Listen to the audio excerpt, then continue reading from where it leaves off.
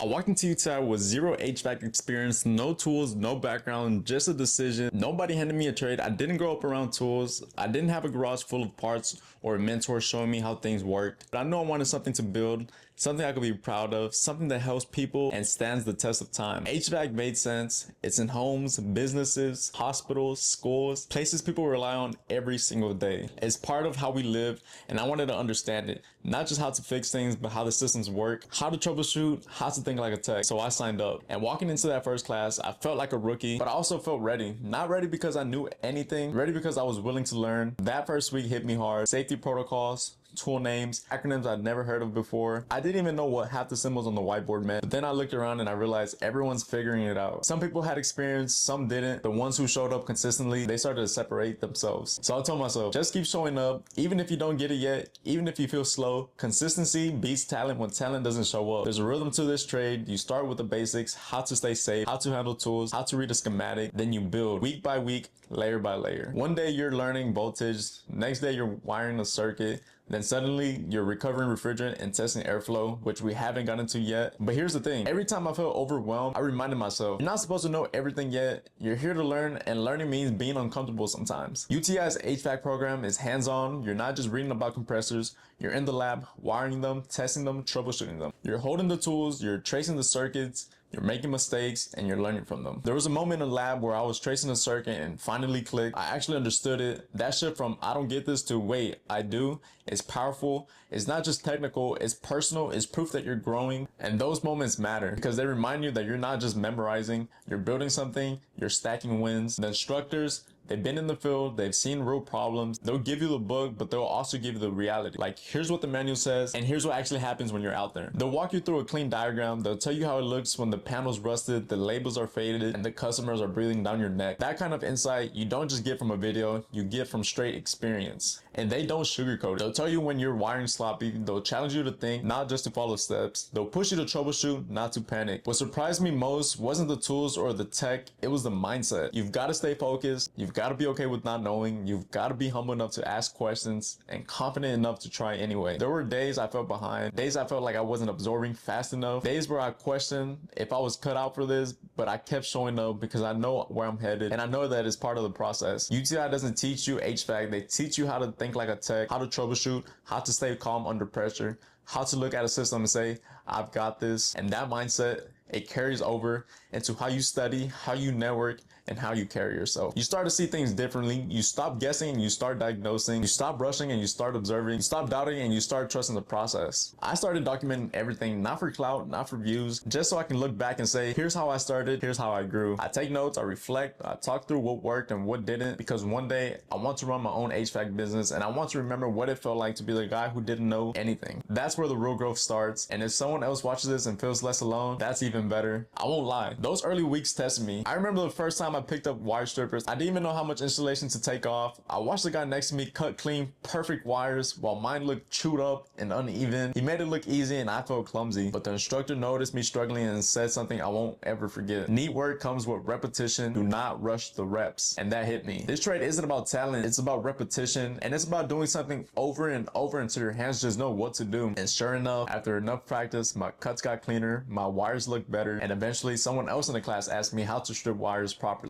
That was proof that it worked. Another challenge was the language. HVAC has its own vocabulary, acronyms, symbols, diagrams. I remember staring at the schematic and thinking, how am I ever going to understand this? But then the instructor broke it down. He said, don't try to read it. Don't try to read the whole thing at once. Follow the path, one wire at a time, one connection at a time. That advice changed everything. Suddenly the chaos made sense. I realized schematics are just stories written in symbols. Once you learn the language, you can follow the story, and that's true for the whole trade. At first, it's overwhelming, but if you break it down one wire, one tool, one concept at a time, it becomes manageable. What's crazy is that the hardest part wasn't the mechanics, it wasn't the tools, it was the mindset. You have to be okay with failing in front of people. You have to be okay with asking what feels like a dumb question. You have to fight the urge to compare yourself to a guy who's already worked in the field. I had to remind myself daily, you're not behind, you're learning. Over time, I realized that humility is a strength in this trade. The best techs aren't the ones who pretend to know everything. They're the ones who ask, who listen, who stay curious. Something I didn't expect to hit me as hard as it did, the responsibility. When you're in class, it feels like practice, but then you remember, in the real world, people rely on these systems. Comfort, safety, and even health can depend on whether the system runs or not. That's a huge responsibility,